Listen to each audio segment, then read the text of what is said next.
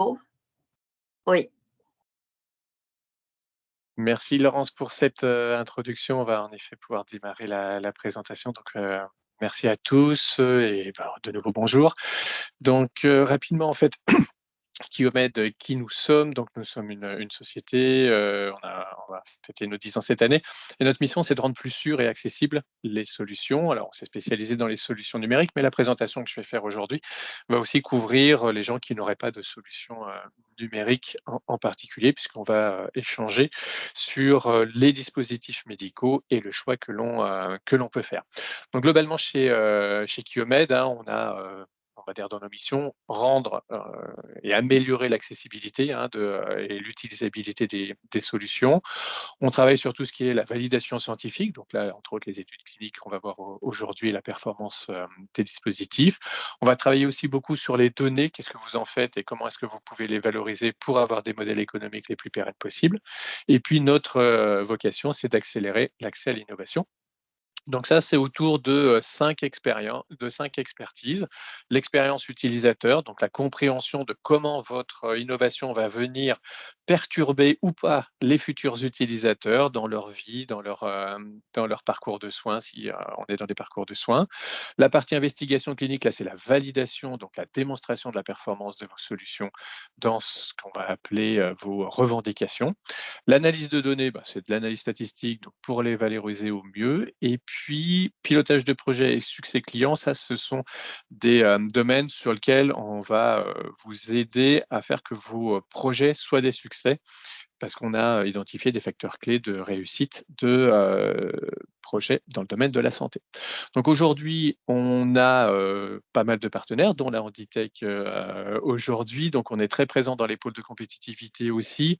On fait partie des experts BPI France, donc pas mal de nos prestations sont prises en charge à hauteur de 50% par BPI.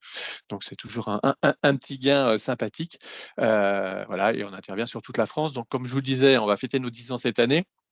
On est une petite, structure, donc on est une dizaine de personnes et on a aujourd'hui plutôt, des clients satisfaits. Donc le sommaire aujourd'hui de cette intervention, c'est quelle stratégie je dois mettre en place en fonction d'un choix qui est, pas toujours évident, qui est: est-ce que je dois être un dispositif médical ou pas? Et est-ce que je peux être autre chose qu'un dispositif, médical? Et ce choix-là va entraîner, vous allez voir, tout un tas d'obligations. Et ces obligations, beh, il faut être, le plus en avant possible parce que ça veut dire des temps de développement, ça veut dire des coûts qui vont être aussi différents. Donc on va voir, tous ces sujets, ensemble, aujourd'hui. Donc la première des, questions à se poser, c'est: j'ai une solution ou veux développer une solution. Est-ce que je suis de facto, en fait, un dispositif médical ou est-ce que, comme on a échangé, en préambule, mon application est plutôt sur du bien-être, sur des choses qui sont un peu border? Donc pour ça, c'est assez simple, hein, parce qu'il y a une définition qui est, qu'un dispositif médical, ça doit être donc un produit, un instrument, ça peut être un appareil, un logiciel, en tout cas, c'est quelque chose qui doit être utilisé à des fins médicales sur l'humain. Dans le cas des exemples que vous m'avez donnés, vous êtes dans cette première partie de destination, en tout cas, dans la partie dispositif médical. Mais il doit aussi avoir une action, on va dire, qui ne doit pas être, qui doit amener, on va dire, une résultante ou doit amener une amélioration ou quelque chose au patient, sans que ce soit en tout cas, obtenu par d'autres moyens, comme par exemple, la pharmacologie, parce que là, vous seriez dans le domaine du médicament, qui est une autre, des, réglementations. Donc l'idée, c'est que un dispositif médical, il doit avoir une interaction avec l'humain, qu'elle soit, directe ou indirecte et donc on va regarder son principe de fonctionnement. Bon, par exemple, certains d'entre vous ont des applications. Vous pouvez, par exemple, avoir, un logiciel qui va stocker les dossiers patients. Il y a pas d'interaction, le logiciel ne fait que prendre de la donnée et la stocker d'une façon X ou Y, ce n'est pas un dispositif médical. Même si dans votre application, vous avez bien des données de santé, ce n'est pas un dispositif médical parce que vraiment ce qu'on va regarder, c'est qu'est-ce qui rentre et qu'est-ce qui sort dans une application? Et en fonction de ce qui rentre et de ce qui sort, tout à l'heure, on a parlé, d'intelligence artificielle en préambule ou d'algorithmie. Bah, si je prends un signal et que j'en sors quelque chose qui est modifié par mon, application, il y a toutes les chances que je sois un dispositif médical, si c'est en lien avec la santé du patient. Si je prends, une fonction, basique, hein, d'une multiplication, je rentre 2, j'ajoute 2, ça je sors 4. La calculatrice n'est pas un dispositif médical, elle n'a pas d'interaction et vous verrez que cette, subtilité est importante parce qu'en fonction vraiment de la sortie que vous allez donner, vous allez pouvoir être ou pas dispositif médical. Si je prends l'exemple hyper simple d'un tensiomètre, si je prends ma tension et que je donne une information qui est par exemple 12,7, si je donne 12,7, je peux être considéré comme non dispositif médical. Parce que 12,7, ça ne veut rien dire pour monsieur et madame tout le monde, ce sont juste des chiffres. Si par contre, dans mon application, je commence à dire 12,7, c'est bien ou c'est pas bien, et juste avec un code couleur, hein, bah là, je commence à rentrer dans le monde du dispositif médical. Et si derrière, en plus, j'ai un médecin qui se sert de mon tensiomètre pour mettre en place une thérapie, hein, par exemple, un médicament qui va baisser ma tension, je suis clairement sur une aide au diagnostic et là, j'ai pas d'autre choix que d'être un diagnostic. Donc vous voyez que avec un même produit, je peux avoir des positionnements qui vont être plus ou moins, différents et c'est ce qu'on va voir dans la roadmap. Peut-être qu'il y a des choix parfois stratégiques à faire, d'avoir une sorte de montée en puissance pour, éviter certaines, choses et donc ce qui va définir vraiment, si vous êtes un dispositif médical ou pas, c'est votre ce qu'on appelle votre revendication. Je donne une information à quelqu'un qui va en faire un diagnostic, c'est une revendication. Je fais moi-même un diagnostic, c'est une revendication. Je suis rattaché à un produit qui est déjà dispositif médical, donc je viens modifier un fonctionnement d'un dispositif médical, et ben, ma revendication va impliquer que je devienne ou pas ce dispositif. Donc dans l'idée, c'est que vous ne pouvez pas vous-même non plus décider si vous êtes dispositif médical ou pas. Vous devez avoir un accompagnement et on va vous faire un diagnostic qui va permettre de dire oui ou non, vous êtes dispositif médical et les dispositifs médicaux sont classifiés en fonction d'une classe de risque. Ça va de la classe 1 à des classes 3 et l'idée, c'est vraiment de vous mettre dans ces cases-là parce que vous allez voir que, être dispositif de classe 1, c'est ce qu'on appelle une autocertification, c'est beaucoup moins impactant que d'être un dispositif qui est considéré comme très dangereux, comme par exemple une prothèse. Vous imaginez bien que, le cœur, artificiel HeartMath, il n'a pas tout à fait, les mêmes impacts sur la personne que d'autres types de produits. Donc en fait, ces classifications-là vont vous permettre aussi de vous dire: «Qu'est-ce que je vais devoir faire pour valider mon dispositif médical?» Un dispositif de classe 1, c'est de l'auto-certification, on verra ce que ça veut dire.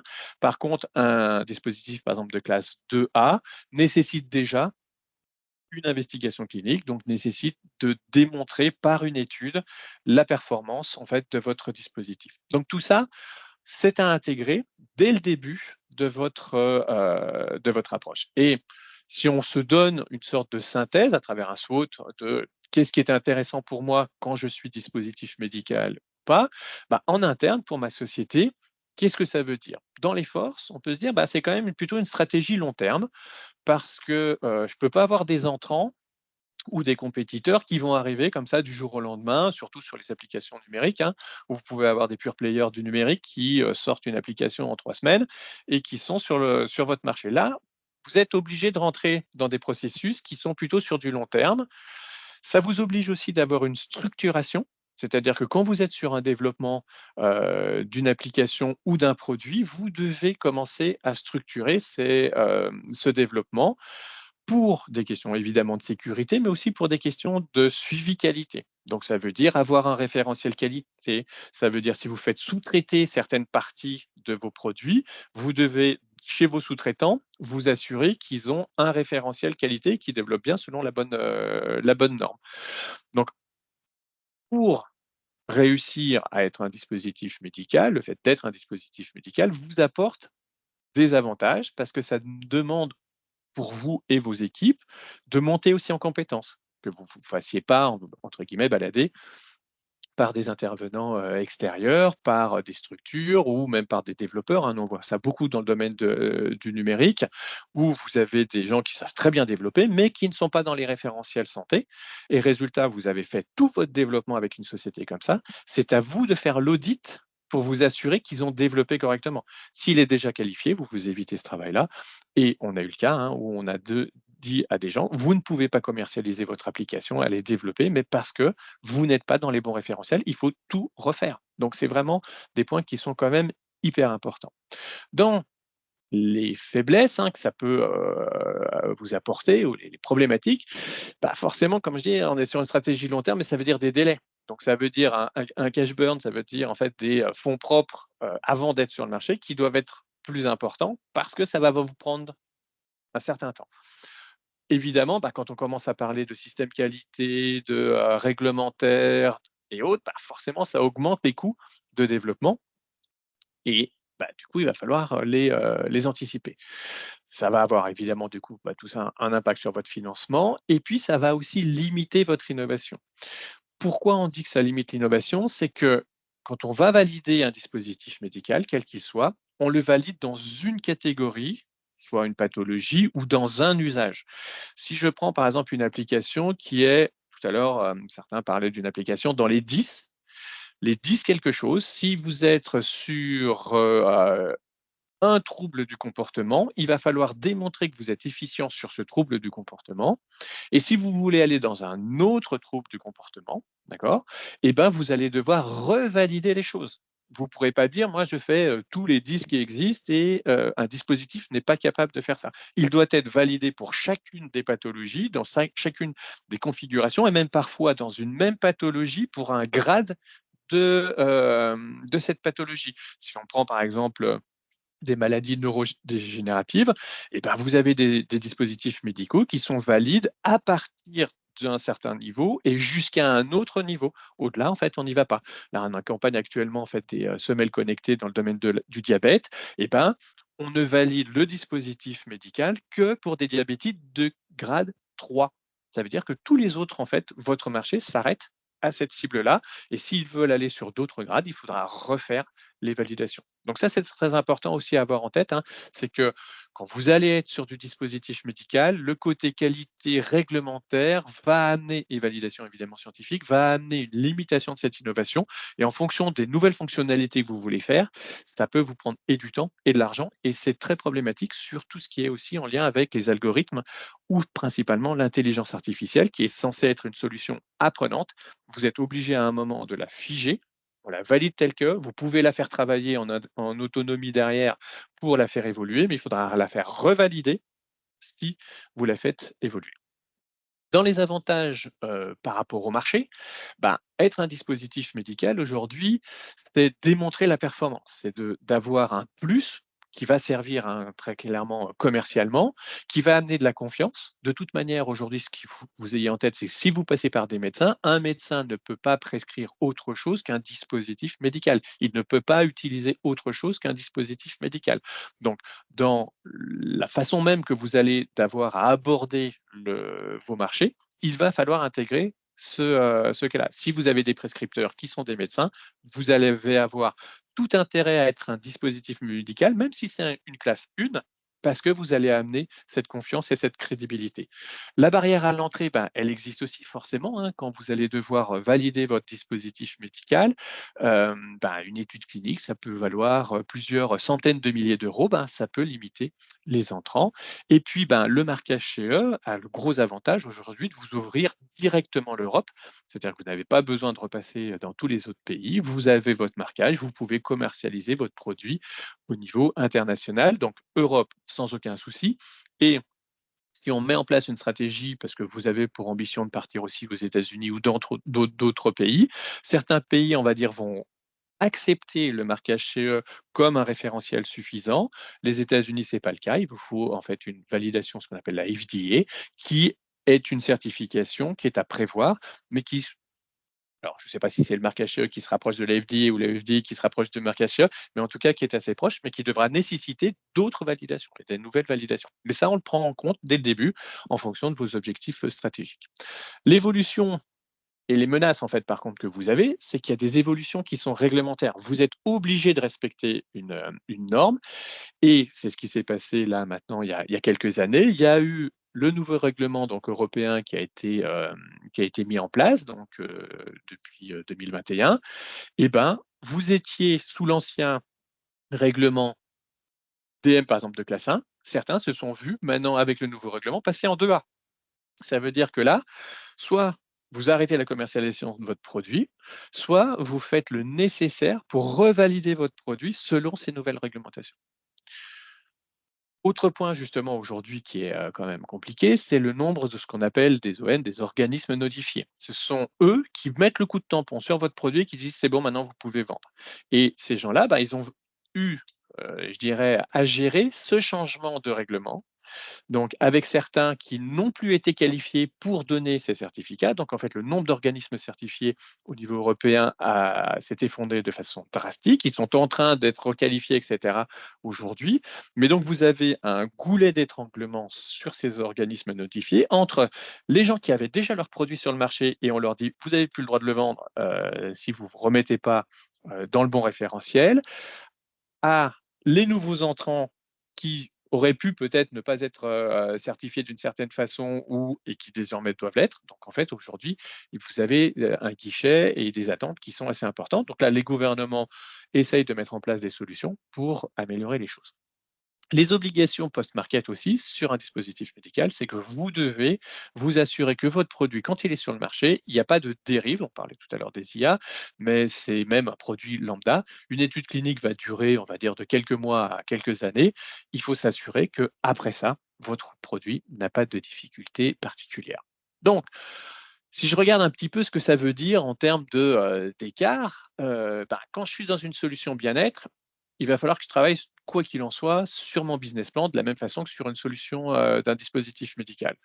Ça, ça va pas changer grand-chose, on va dire, dans votre déploiement, même si dans les dispositifs médicaux, vous avez une voie qui n'est pas possible sur le bien-être, qui est la prise en charge par le système de la sécurité sociale et donc ce qu'on appelle un remboursement.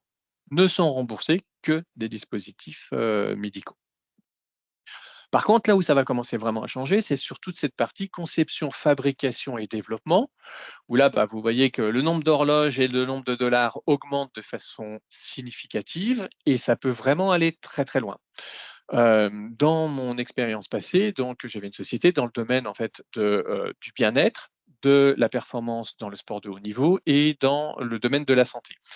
Notre dispositif couvrait les 3 segments, d'accord? Avec des usages différents et donc des packaging et des conceptions légèrement différentes. Mais globalement, l'électronique et tout ce qui était à l'intérieur était, à peu près similaire. Et pour vous donner une échelle, on était de l'ordre d'une centaine d'euros dans le domaine du sport de haut niveau pour le prix final du, dispositif, de l'ordre de 2 fois et demi ce prix-là, donc 250 € environ, dans le domaine du bien-être et de la santé et on était à plus de 1 500 € dans le domaine de la santé parce que quand on ramène le coût de fabrication, c'est une chose, mais quand on ramène le coût de revient, on va dire, complet de votre produit avec les obligations de certification, on multiplie de façon très importante cette partie-là. Donc, les référentiels qualité que vous êtes obligé d'intégrer en interne si vous êtes votre propre développeur ou que vous fabriquez vous-même les produits, que ce soit chez vos sous-traitants également si vous avez de la sous-traitance, c'est ce qui va vraiment changer de façon importante. Ensuite, on va intégrer un bloc qui va être tout ce qui est en lien avec l'expérience utilisateur. C'est vrai que dans le cas de la solution bien-être, ça fait partie des facteurs clés de succès, hein. Si vos clients n'attendent pas votre solution, s'ils ne comprennent pas ce que vous leur dites, et cetera, quoi qu'il en soit, il va falloir investir un peu dessus. Mais dans un dispositif médical, on va rajouter, en fait, dire certaines choses. Typiquement, vous n'avez pas le droit, par exemple, de mettre un bouton d'urgence d'un arrêt de quelque chose en couleur verte parce qu'il y a des standards et donc en fait, on a une aptitude à l'utilisation, donc en fait des tests qui sont obligatoires, qui vont là aussi s'assurer que, l'usage du produit ne peut pas être détourné et qu'on est sûr que les résultats soient toujours bons dans un usage normal et qu'on limite comme ça, évidemment, les risques d'un mésusage de vos produits. Et puis, ben, il va y avoir tout ce qui est en lien si vous avez de la donnée, mais aujourd'hui même, là, dans certains cas, vous avez parlé en fait de systèmes, qui peuvent, motoriser, des fauteuils roulants. Vous allez faire de l'acquisition de la donnée, donc la RGPD, bah, s'applique à évidemment tout le monde. Par contre, dans le domaine de la santé, en fonction des données que vous allez avoir, vous allez rajouter des couches qui vont être, des obligations d'hébergeurs spécifiques, donc on appelle des hébergements de données de santé ou HDS. Ce sont donc des gens qui sont certifiés par l'État et qui vous permettent de mettre en toute sécurité les données, de santé des personnes. Mais vous allez aussi rentrer sur des obligations, par exemple, d'interopérabilité. Donc vous avez aujourd'hui le Ségur de la santé, par exemple, qui vous dit, si vous voulez, par exemple, rentrer des identifiants d'un médecin ou d'un patient, eh ben, il faut que vous soyez interfacé avec les bases de données nationales pour que demain, ça puisse transférer, en fait, les données puissent transférer plus facilement, par exemple, avec mon espace santé. Donc tout ça, en fait, va venir rajouter, on va dire, de la complexité et des coûts, évidemment, de développement à vos solutions. Donc, quand on est dispositif médical, vous voyez que, bah, le nombre de dollars et le nombre d'horloges, bah, il va être clairement plus important et c'est ce qu'on va le voir, sur, la roadmap ensuite.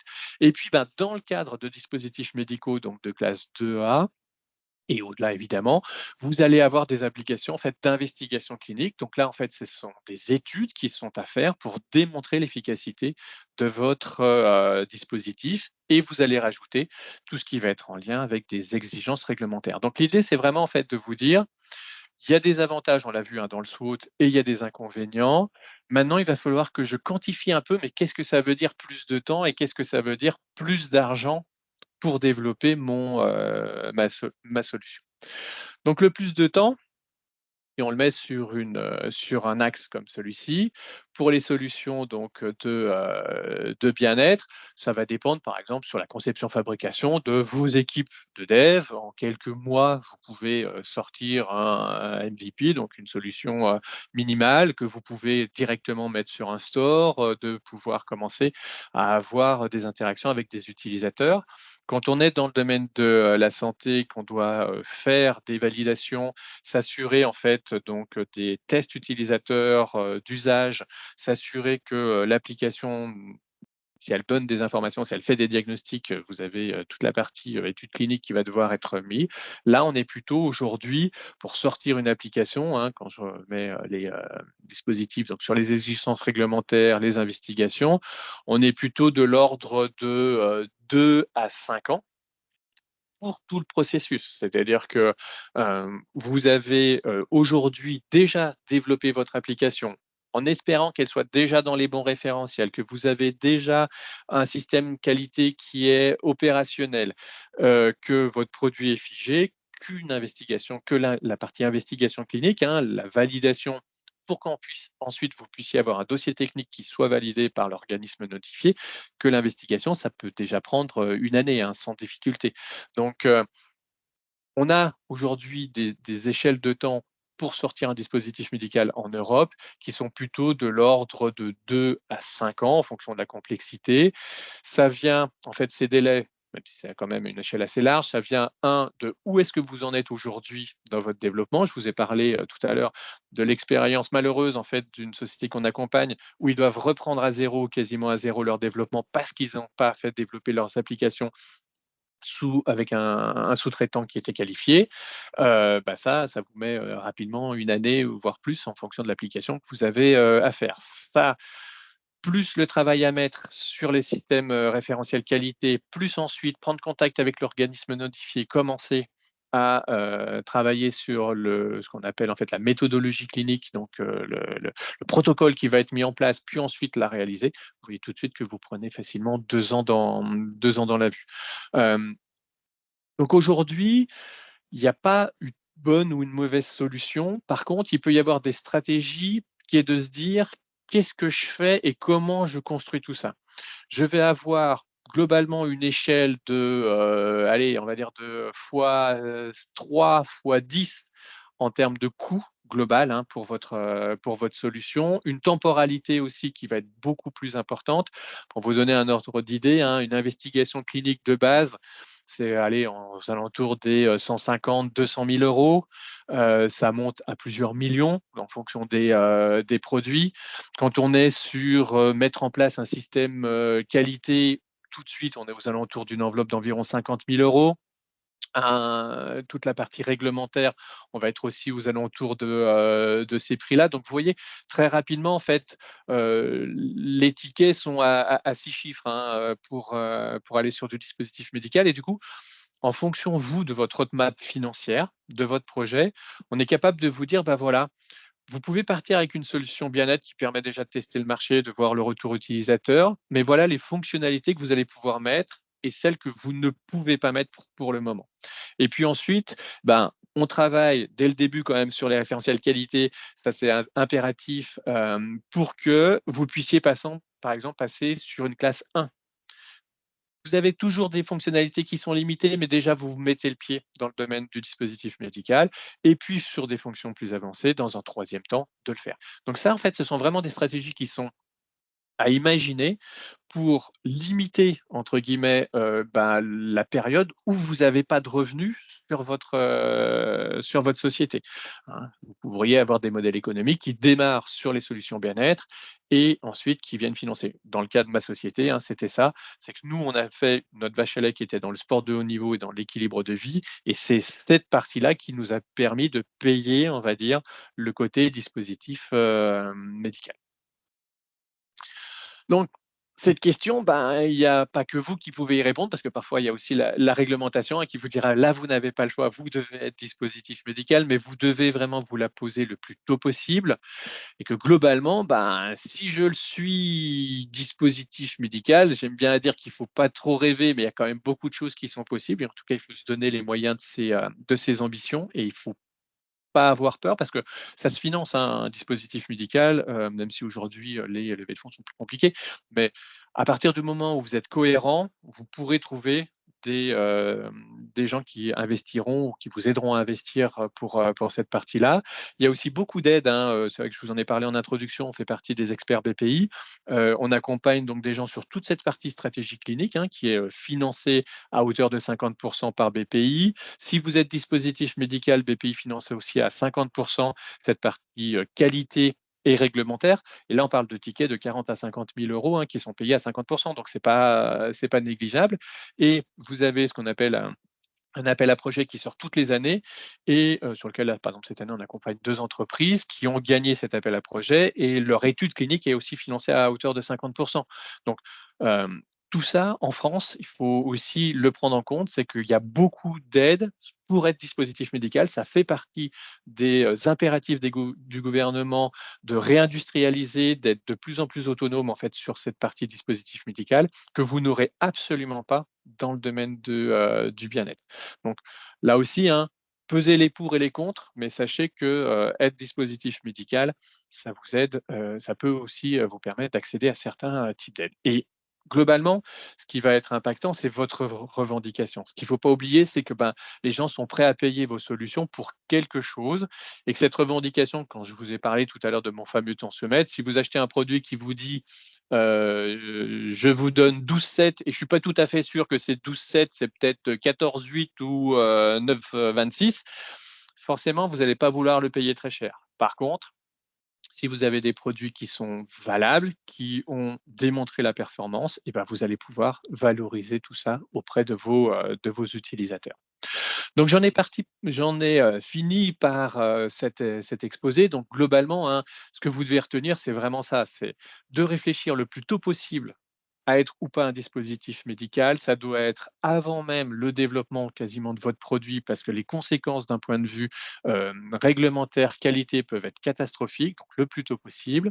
C'est ensuite construire en fonction des moyens disponibles, de la montée en charge et de la roadmap financière que vous avez, ben, une projection technologique, réglementaire, qualité, financière, clinique, qui va vous amener vers cette validation et cet accès au marché et puis, bah, tout ça, on le planifie évidemment sur un budget et sur un temps.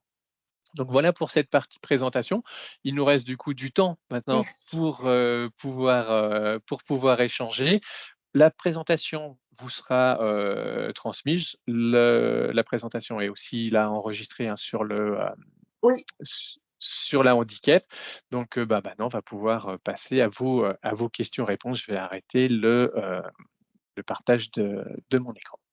OK, j'arrête l'enregistrement. Merci beaucoup Yann.